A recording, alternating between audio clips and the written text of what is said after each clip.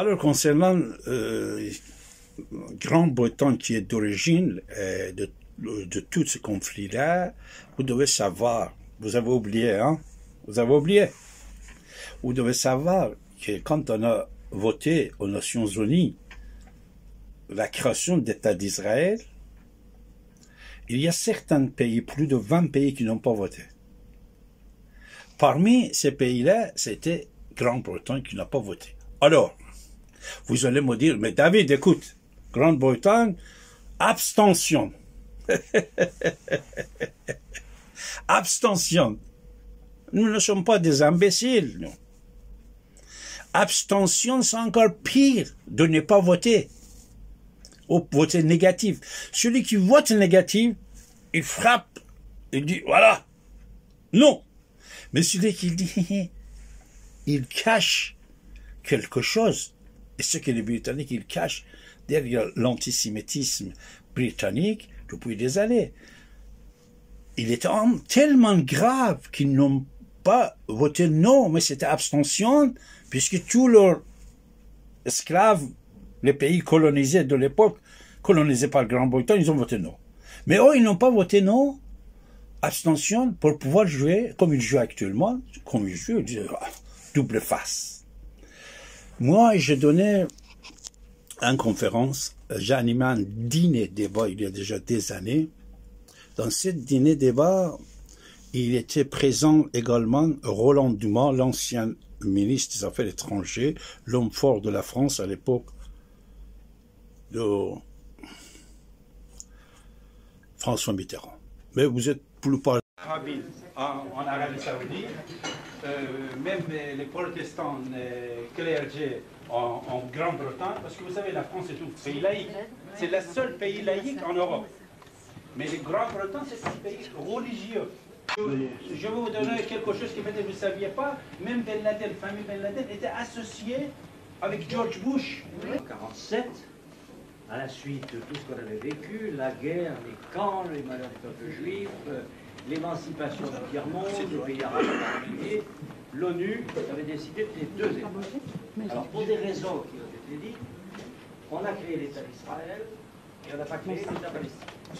Votre tête a été détournée contre Roland Dumas et tous les hommes politiques, l'homme d'État français, que les Britanniques, ils ont essayé de le détruire.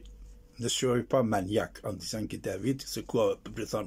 C'est la vérité. Aujourd'hui, je suis en train de vous dire. Vous n'avez même pas un homme politique. Parce que tout ce qu'ils ont fait, les Britanniques, qui sont en train de le faire, vous savez, ils le mettent au nom de juifs. Il le fait signer par les juifs. Il dit c'est les juifs, j'ai les juifs, j'ai les juifs. Les ayatollahs, depuis leur révolution noire jusqu'à aujourd'hui, ils ont massacré, tué énormément de gens. Et de l'autre côté, il y avait une guerre aussi cachée contre eux, comme Saddam Hussein, comme tout ça. Et tous les pays arabes, il a aidé Saddam Hussein. Mais il dit c'est les juifs. Pourquoi les juifs, ils ont aidé l'Iran dans la guerre Iran-Irak? Dans la guerre Iran-Irak, si Israël n'aurait pas aidé l'Iran contre Saddam Hussein, l'Iran était détruit. Mais personne ne vous dit pas ça. Tous les propagandes qu'ils font, les Britanniques, dans leurs médias, et dans la bouche, les bouches des ayatollahs, des antichrist, c'est les Juifs. C'est les Juifs qui ont fait la guerre, c'est les sionistes. Non. Leurs ennemis, c'était les Arabes. J'ai des documents sortis de secret britannique comme quoi il dit nous devons faire chuter le Shah d'Iran et grandir Arabie Saoudite, puisque avec Arabie Saoudite on peut mieux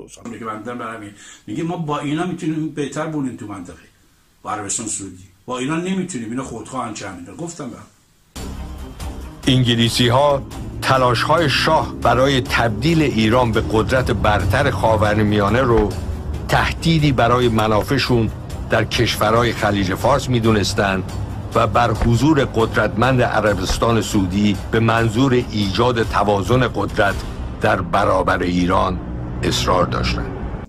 Et de l'autre côté, ils sont contre l'Israël, puisque Israël était colonisé.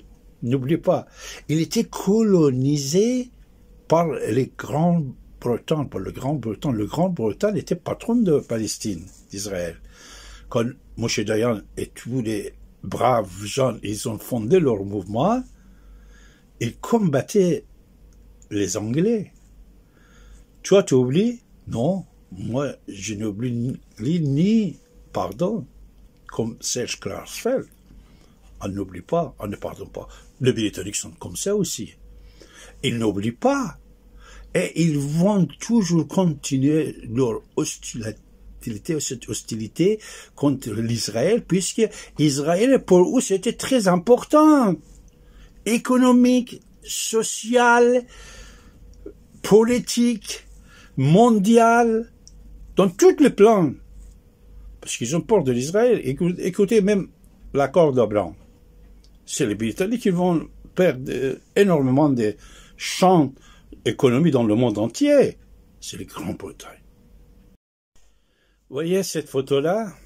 Cette photo-là, c'est le frère des héritiers de Grande-Bretagne. C'est la photo de prince. C'est le fils du roi Charles de Grande-Bretagne. Nazi. Il était fier. Il a changé d'avis. Comme le Grande-Bretagne n'a pas changé d'avis, il est toujours hostile à l'État d'Israël, mais il joue avec les autres marionnettes qu'il a. Ça aussi, c'est antisémitisme qui existe. Vous voyez, il le montre comme ça.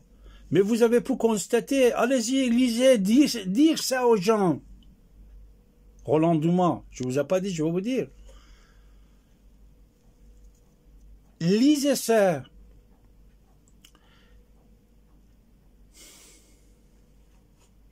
Combien de personnes en Grande-Bretagne, des grandes personnalités, ils ont soutenu officiellement l'Iran depuis la Révolution noire jusqu'à maintenant, depuis 1979 jusqu'à maintenant.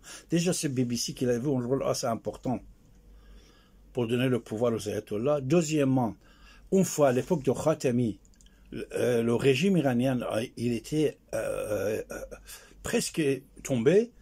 Vous savez qui est parti en Iran pour soutenir ce régime? Le roi Charles.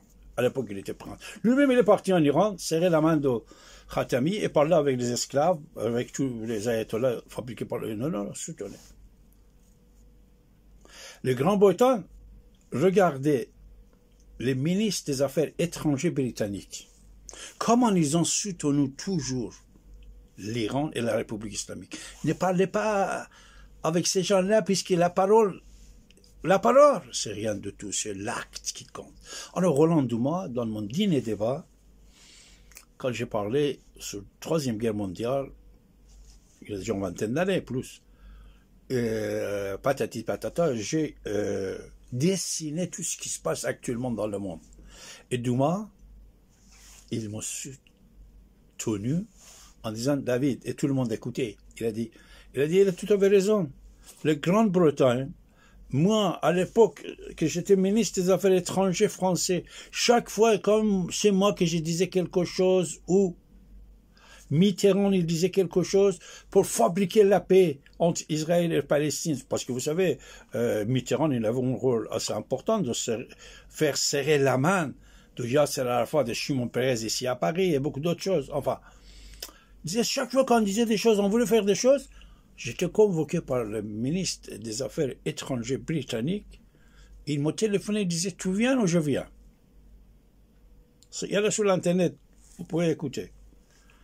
Et il disait, écoutez monsieur, ça, ce n'est pas votre domaine.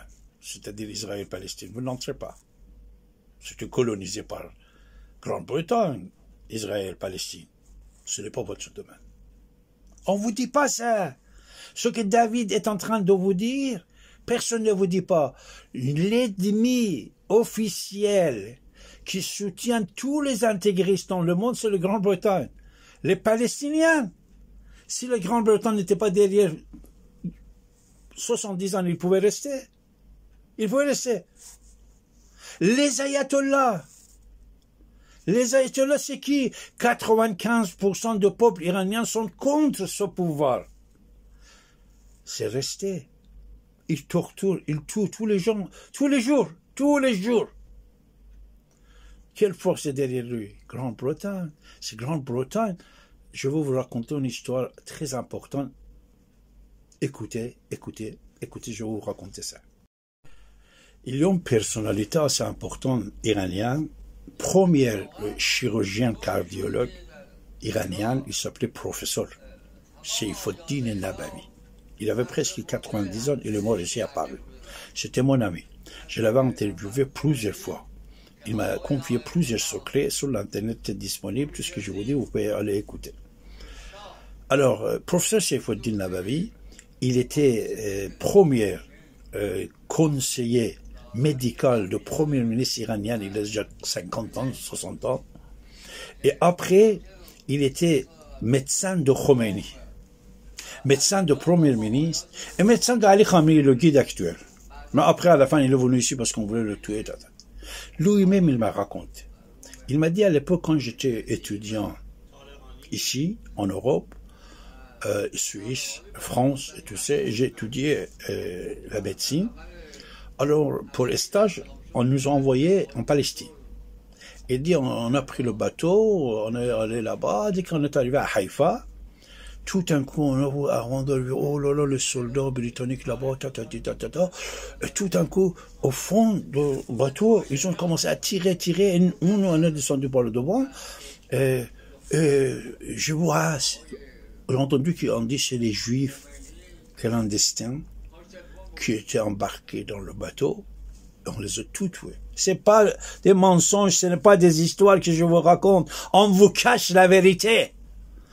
On vous cache la vérité, les gens qui ne pensent qu'à l'argent. Nous devons sauver les vies. Nous devons sauvegarder la sécurité dans les quartiers, et surtout la sécurité d'Israël. Et surtout aujourd'hui que Bibi, il a pour réussir, en insistant, il n'a pas écouté personne. Et il a gagné d'établir la paix, écraser les terroristes. C'est important.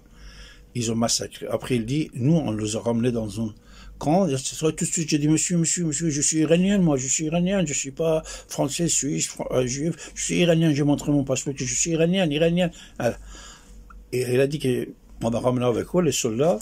Après, il y avait le grand pacha général britannique qui vient pour faire un discours. Ce qu'il m'a dit, professeur Seyfuddin el-Nabavi, c'est une fierté pour la médecine mondiale. Nabavi, ce n'est pas n'importe qui. Il dit, le général, il commence à parler. Il dit, ce soir, je suis tellement fâché, c'est pour ça que j'ai tué, les Juifs, ils n'ont pas le droit de venir ici, ils vont faire ça patati patata. Mais je vous dis une chose, ce soir, je viens d'apprendre que les Nations Unies, il a voté en faveur de l'existence d'État d'Israël. Mais les soldats, écoutez, nous, les Grands-Bretagne, allez-y consulter les documentations britanniques. Nous, jamais, on ne va pas laisser, même pas une nuit, qu'Israël et les Juifs dorment tranquillement. Ça veut dire quoi? Ça veut dire qu'on va fabriquer quotidiennement des problèmes pour eux. Ils jouent le double jeu.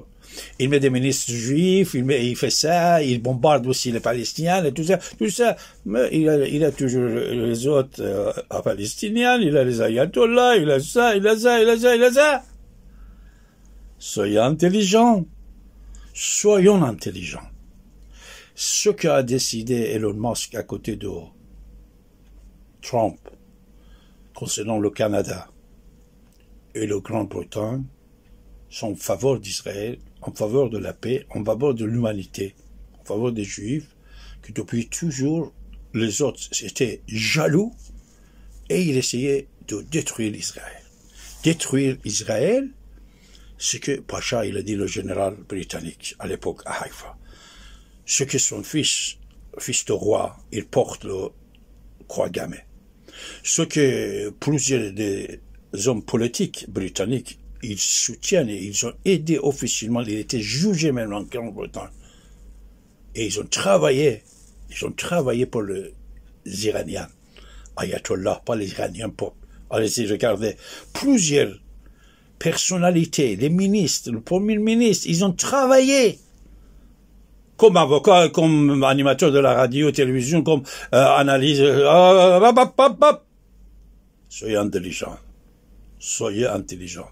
C'est le jour qu'on doit mettre fin à cette hostilité, malheureusement, qui depuis des siècles. En plus, je vous dis d'autres choses, écoutez la suite, c'est comment il crée, parce qu'il faut les idées pour créer cette haine chez les ayatollahs, chez certains musulmans. Ça, je vais vous dire. Écoutez bien.